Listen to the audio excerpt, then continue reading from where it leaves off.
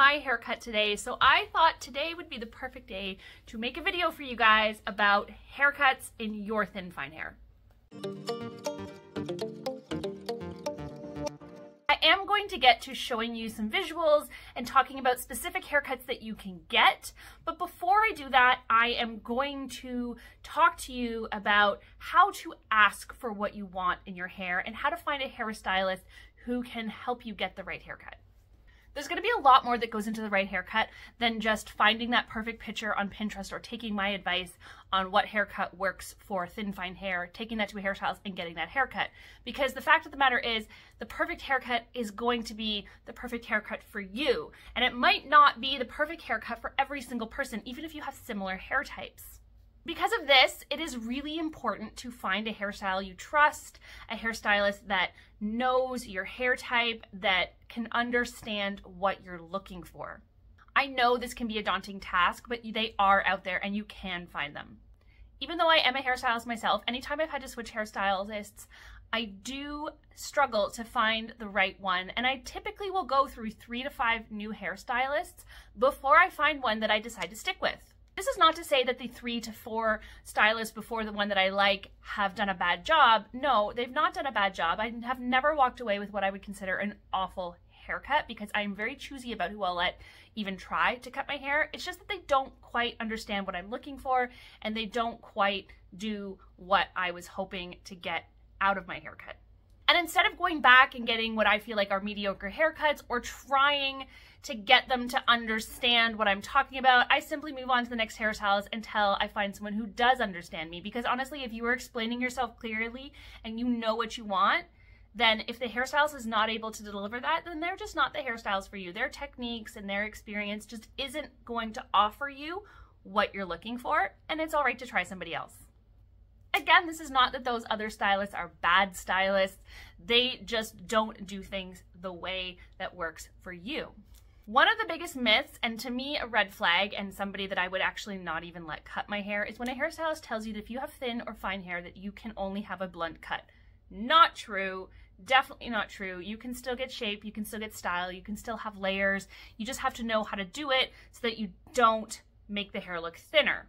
If you have a hairstylist that tells you that you can't have layers or you can't get texture or you can't do any of the things that you're asking for, honestly, I wouldn't ask them to do it anyways because it shows that they don't know how to do those things in your hair type specifically. And that's fine. Maybe they don't have a clientele that is predominantly fine-haired, and it's best to move on to someone who has more experience with that hair type and is comfortable giving you what you're looking for. I don't always suggest people bring inspiration pictures when it comes to haircuts, only because a lot of times when someone takes an inspiration picture off of Pinterest, they give it to their stylist and they expect it to look exactly the same. Now, if you are going to take an inspiration picture, you want to make sure you're picking someone's hair that looks very similar to yours. But even if their hair does look very similar to yours, it still doesn't mean it might come out the exact same way. Sometimes the products and styling used are playing a huge role in how that haircut looks, and you want to consider how you're going to wear your hair every single day, not just how you're going to walk out of the salon styled that day. If you are someone that doesn't style your hair very often, then you want to make sure you're getting a haircut that looks good when you don't style it, not just a haircut that looks good when it's styled, and not expecting your hair to look like that Pinterest picture every single day.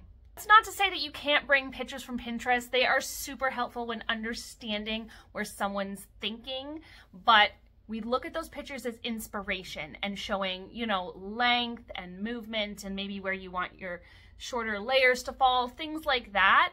But expecting to look exactly like somebody else is just not a realistic goal most of the time. The things that I typically would suggest you ask for if you're wanting some layers and movement in your hair is to tell the stylist that you want medium to long layers with a lot of weight still at the bottom of your hair so that your ends don't look thin, some internal texturizing so that you can get a lot of body and lift when you do style your hair, and shorter face framing layers. For most fine or thinnish hair, that is going to be a really nice haircut. You know, and it doesn't have to be a specific, it's not a specific name for a haircut like when people come up with a butterfly cut or the wolf cut or the whatever.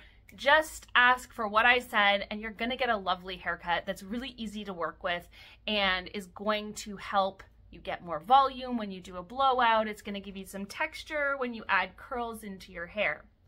That's exactly what I get, except I do also include some curtain bangs. I typically start them a bit longer around my cheek level. They do start a bit shorter right now, just kind of from my upper cheek, and they go down.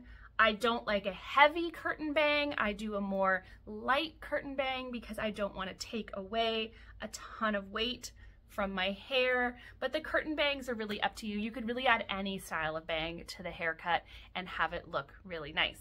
So once again, what you can ask for if you have thin or fine hair is some medium to long layers throughout your hair, leaving a lot of weight in your ends and having your ends rather blunt. And ask for some internal texturizing, not with texturizing shears.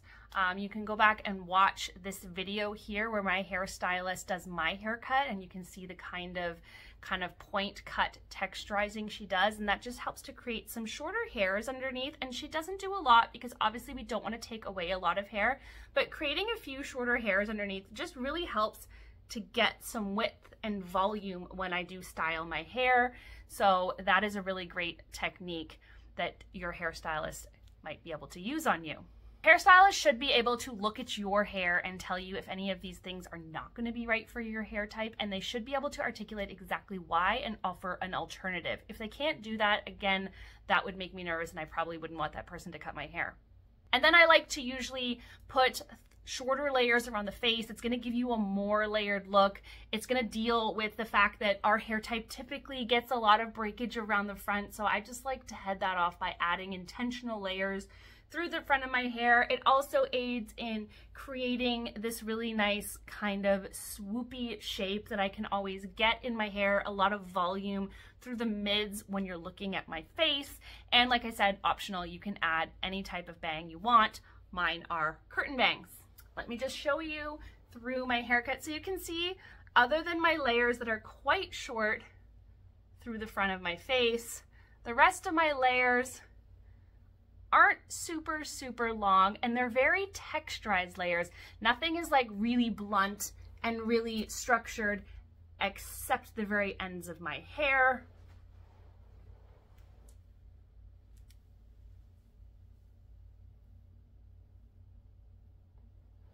When my hair is freshly cut like this, it definitely looks its thickest and its fullest. Also, the longer your hair gets, the less fullness you're gonna have if you have this hair type. If your hair is paper thin, like so thin that when it's down, you can just see right through it, the layers are gonna be trickier. You can still do some layering, and I do have clients that have some layering. You wanna be very sparse with the layering, and I usually forego the texturizing in their hair and just stick with more face framing layers, a bit of a curtain bang, and a little bit of layering through the crown area just so that they can get some lift and so their hair isn't just one straight rectangle. So let's talk about some specific haircuts and specific differences between people's hair, and I'll show you some examples that might be helpful. If your hair is really long and very fine and on the thinner side, a lot of people prefer not to have too much layers because honestly, the layers don't really give you much volume when we're talking really long hair. The layers are gonna do more giving you volume in medium to shorter hair, but if your hair is really fine and flat, once it gets kind of here and down, it's gonna kind of fall flat no matter what you do. Having some long layers through the ends can definitely give you movement when you style it, but going with styles like these where you really just focus on layers around your face is gonna help you get a lot of movement and shape, and is really a great haircut if you have long, fine hair. If you want a short haircut and you have fine, thin hair, A blunt chin length bob is a fantastic way to make you look like you have a lot more hair than you do. This is what we do to my sister's hair. Her hair is very much like mine, but it looks really thick when it's cut short like this, and it's super, super cute. But obviously that's only an option if you want shorter hair. If you want another option for a shorter haircut that's more similar to mine, you would go with something like this. You can go with or without the bangs. The bangs can add a lot of fullness to your face, and that goes for any length of hair when you have fine hair. Sometimes, again, people are afraid to take away from their hair by adding bangs, but bangs can add a lot of fullness as long as you want to have bangs. So if you have a more medium length hair, it's really flat, you can see here, adding some bangs can really just add some texture and interest to the hair, so it's not just kind of a flat shape around your face. And for mid-length hair, you're gonna get haircuts a lot like mine, where they've got some movement, some layers, a lot of texture and layers around your face, and fairly bluntness on the ends. All of these haircuts that I have shown from Pinterest absolutely are on fine hair, and they have varying thickness. I hope this has been helpful. I hope you can take this information and find yourself a hairstylist who can give you the kind of haircut you want. I really want people to get away from this idea of what's the specific style I need, what should I tell my hairstylist to look exactly like you, etc. Because really, when it comes down to it, your hair might be thinner or more textured or thicker or slightly longer, and all of those things is going to make a difference. So really finding the best option for your hair to get what you want is what you want to do. Being able to tell your hairstylist what you want out of your haircut is what you should be doing in order to get the haircut that you want, as opposed to just telling them, I want this haircut, and they give it to you and it doesn't give you what you want. Thank you so much for watching today, guys. Please do not hesitate to ask any questions you have in the comments, and I will absolutely answer all of those for you.